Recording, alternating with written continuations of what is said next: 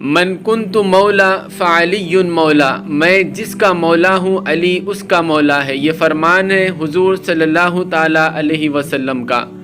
13 رجب حضرت علی رضی اللہ تعالیٰ عنہ کی ولادت کا دن۔ آج کی اس ویڈیو میں ہم بات کریں گے حضرت علی رضی اللہ تعالیٰ عنہ کے بارے میں اور کچھ معلومات حاصل کرنے کی کوشش کریں گے جو کہ ہر مسلمان کو جاننا ضروری ہے۔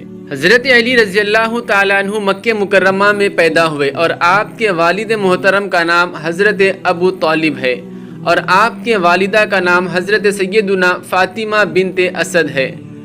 آپ کا نام آپ کی پیدائش کے بعد آپ کے والدہ نے حیدر رکھا اور آپ کے والد نے علی رکھا، اور اس کے بعد حضور صلی اللہ تعالیٰ علیہ وسلم نے آپ کو اسد اللہ کے نام سے نوازا۔ اس کے علاوہ آپ کے بہت سارے لقبات ہیں، جیسے مرتضیٰ یعنی چنا ہوا، کرار یعنی پلٹ پلٹ کر وار کرنے والا، شیر خدا، مشکل کشا، یہ آپ کے مشہور لقبات ہیں۔ آپ حضور صلی اللہ تعالیٰ علیہ وسلم کے چچا زاد بھائی ہیں اور بعد میں آپ حضور صلی اللہ تعالیٰ علیہ وسلم کے داماد بھی ہوئے۔ حضور صلی اللہ تعالیٰ علیہ وسلم نے اپنی چہیتی بیٹی حضرت فاطمہ سلام اللہ علیہا کا نکاح آپ سے کیا۔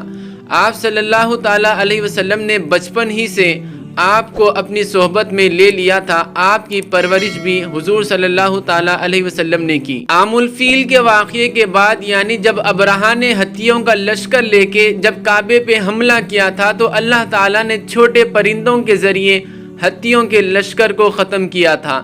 اس کے تقریباً 30 سال بعد حضرت علی رضی اللہ تعالیٰ عنہ کی ولادت کعبے میں ہوئی۔ آپ 10 سال کی عمر میں ہی اسلام قبول کر لیے تھے اور بچوں میں سب سے پہلے اسلام قبول کرنے والے حضرت علی رضی اللہ تعالیٰ عنہ ہیں، اور آپ کو عشرۂ مبشرہ میں بھی شامل ہونے کا شرف حاصل ہے۔